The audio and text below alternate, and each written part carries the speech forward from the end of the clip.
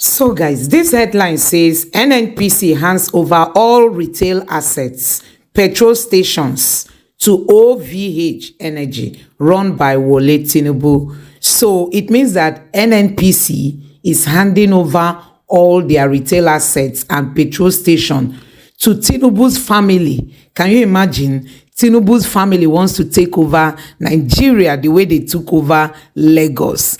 Can you imagine that NNPC is handing over all this to a company, an energy company that is run by Tinubu's son? That means that all these things will now belong to Tinubu's family. Hey, Nigerians, you will sleep and wake up one day only for you to hear that Tinubu has purchased Nigeria. So I don't know what your take is on this headline. You have seen it for yourself. Don't forget the allegation that Tinubu's family is running a refinery in Malta. That is why they are trying to frustrate Dangote's effort, to produce and refine oil directly to Nigerians. So guys, what these people cannot do does not exist when it comes to corruption. So this other headline here says, documents reveal Tinubu Chagori's son offshore company amidst contract favoritism allegation. Leaked document revealed that Oluwaseyi Tinubu, son of President Bola Tinubu, co-owns an offshore company with Ronald Chagori Jr., son of billionaire tycoon Ronald Chagori. This company is under scrutiny amid contract favoritism allegation. Nigeria. So guys, we all know how Tinubu quickly, went ahead to approve the construction of the Lagos Calabar Coastal Highway, that project that led to the destruction of businesses. That man that builds a very good, beach business.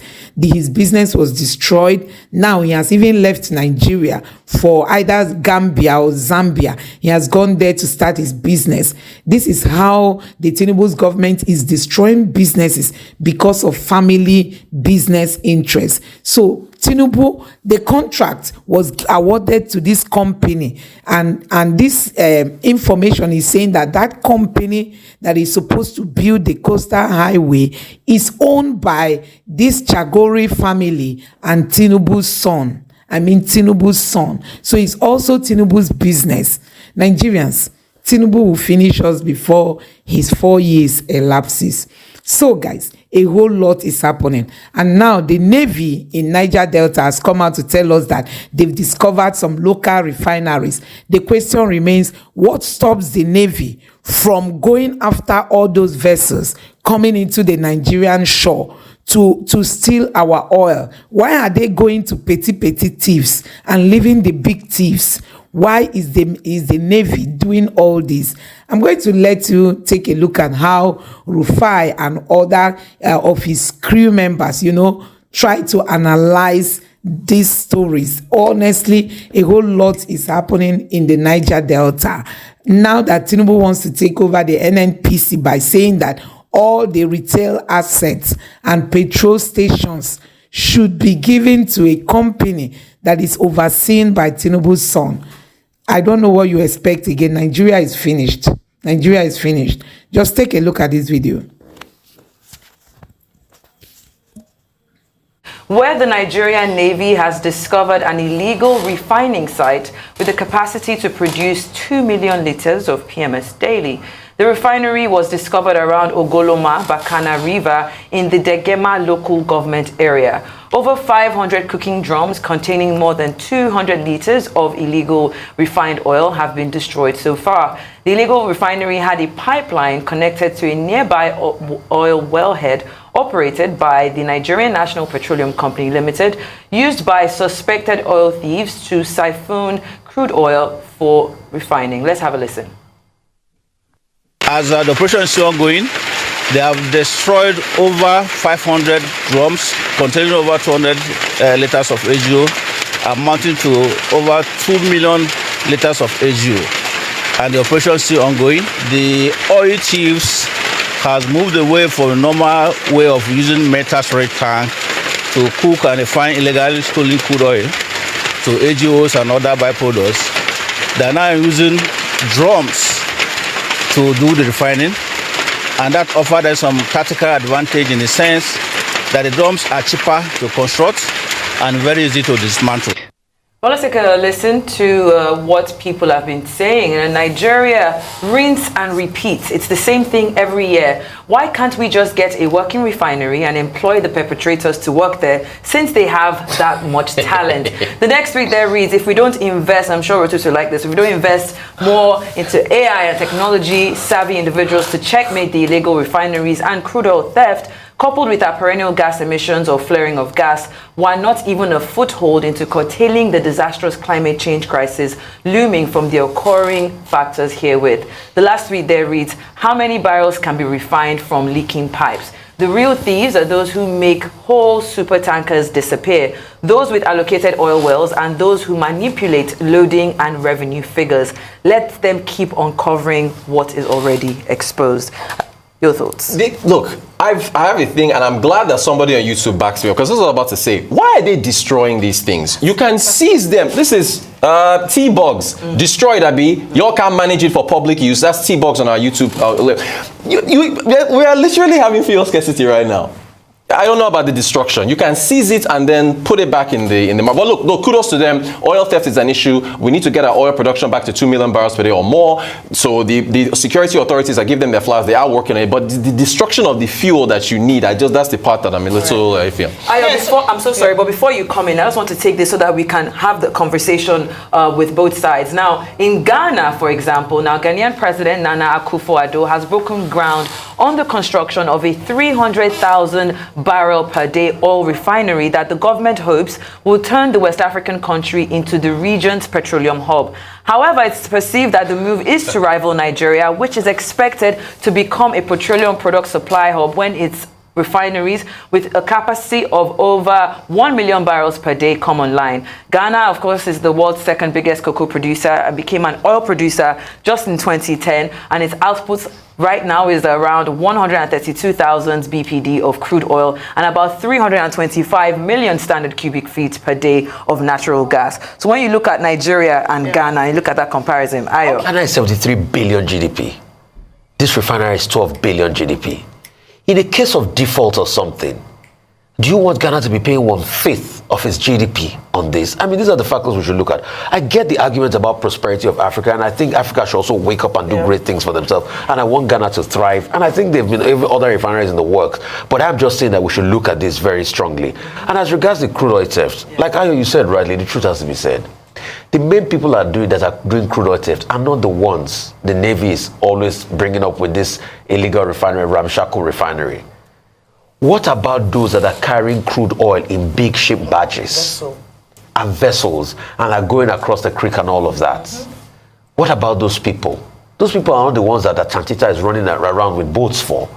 The people are the ones that sit in their offices, are the people, the likes of Agboni Iwa, went to do a research in America and he saw how those oils were docking in America. So it's a long chain of corruption. This is blood crude we have in Nigeria, just like blood diamonds. So number one, the solution should be, can we also institute something like a Kimberley process that was used for blood diamonds to be able to track Nigeria crude wherever it goes, anywhere in the world, at first? So that the foreign collaborators could also be brought to book, because it's a big ecosystem and it's a big chain. And the West too knows about it. They are also part of those stealing our crude. All right, so many things to say. First of all, let me just say that the residents around the proposed site for the refinery are complaining. And so they're protesting that they'd like it to be reduced, that it's too big. So maybe they might have a challenge in actually actualizing that. But the truth is, again and again, when countries are not blind, when they see an opportunity that is not utilized by another country, they swoop in. And don't forget that Ghana and Nigeria share a number of things in common. Aside from the fact that we're neighbors, there are also many other opportunities. One thing that we have as an advantage is our population numbers and the strength and the size of our economy. That's something that we haven't yet maxed. Therefore, even comparing us, to be honest, with all due respect to our Ghanaian viewers, to Ghana, you can't compare us in terms of population, size of the economy, biggest black nation in the world. We can't compare, but they keep on trying to compete with us because they have other things that are working in their favor, an enabling environment for businesses to thrive. And that's why some investors would rather go to Ghana, where the business climate is a bit more stable, than coming here to Nigeria. And talking about that, this is where we bring into question the Minister of Industry, Trade and Investment. It's 1 year in office yesterday, where I was going to, during the newspaper review session, evaluate the performances of our ministers and for them to show working what they've done. How have they made the Nigerian environment attractive for investors to come, and all those trips that they've made abroad? We cannot compete, and with all due respect again to Ghana, we should be their big, but they should be taking notes from us. We have a 650,000 barrels per day capacity refinery in Nigeria. What are we doing with that? Instead, we are fighting against the progress of this refinery, and very soon our neighbors will see the opportunity, they're swooping on it, and investors will see a more stable climate to go in there, pump their money in, and it's sad for what the potentials for Nigeria. Now, going back to the oil theft, whilst I commend the Navy for this, I also would say that these are surface level. What we really want is for them to apprehend the people behind this. You cannot, it's not, people who don't have work, or the community members that are doing this. When you see how big the potential of this illegal refinery is, you would know that there are big wigs backing it. It's those ones that we want them to uncover, because some of them, we talk about intelligence a lot.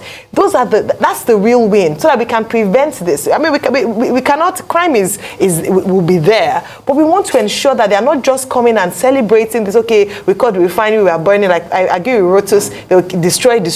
Who are the people behind? Let them investigate, and let the people that they apprehend lead them to the bigger fish. That's what we want. Definitely. Rufai. So for me, Ayo, slightly different regards the Ghana story, because the facts I'm seeing are not viable. Number one, the biggest argument is the fact that refinery is not viable.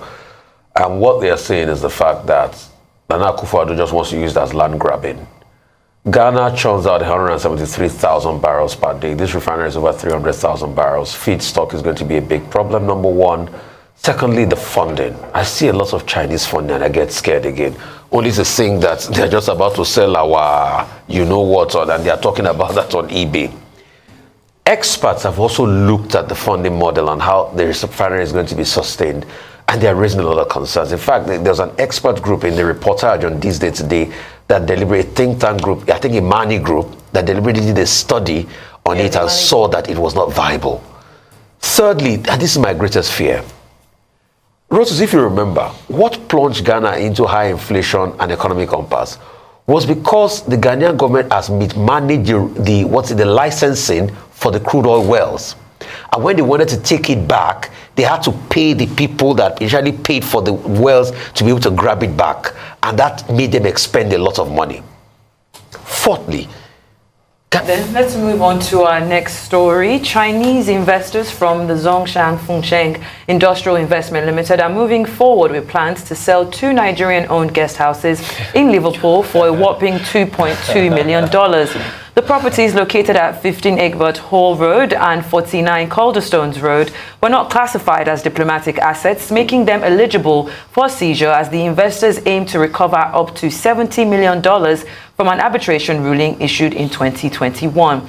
Just last week, a French court seized 3 jets owned by the Nigerian government amid a long-standing dispute with the company. Despite Nigeria's attempts to claim sovereign immunity, European courts have granted enforcement orders allowing Zhongshan to pursue the recovery of assets in the UK, Belgium, France, and other countries. There's a saying that the beatings will continue until morale improves. So you have to honor contracts.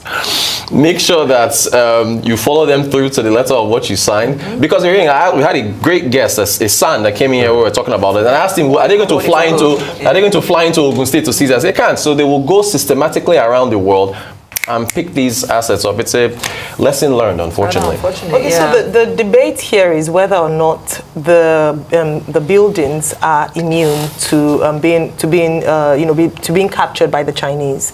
if it's property of state or used for diplomatic purposes, then they cannot. Now, what the Nigerian side is saying is that it's the residents of our consular services, our ambassadors in the United Kingdom. But what the judge... So, guys, you have seen it for yourself. Honestly, the Tinubu's government, hey, if they have not finished Nigeria, the Tinubu's family, if they have not taken over this country, Tinubu wants to convert. Yes, we said it now. We said it. The way he monopolized Lagos, that's how he wants to monopolize Nigeria. Before Tinubu leaves, you know, every asset of Nigeria might be converted to him and his family. That is, what are they going to do with all this money? God help me. What is Tinubu and his children doing with all this too much money? Do they even know that they are just mere human beings, that they don't have their whole life to spend on this planet Earth, and nobody knows the time when Mr. Death is going to knock? How come they want to they are already rich? What they are getting from Lagos State, they are already rich, and still they want to take away the little that is left for the masses of Nigeria. They want to take it away from the people. You can see how self-centered these people are. You can see how, I don't know how to say it, but honestly, these people, they are not, I don't know, they don't even have empathy. No doubt people are crying for hunger. The Tinubu's government doesn't care. No doubt people are crying about insecurity. This government does not care. Let me know what you think about this in the comment section below. Please don't forget to subscribe to the channel, turn on the notification bell. Thank you.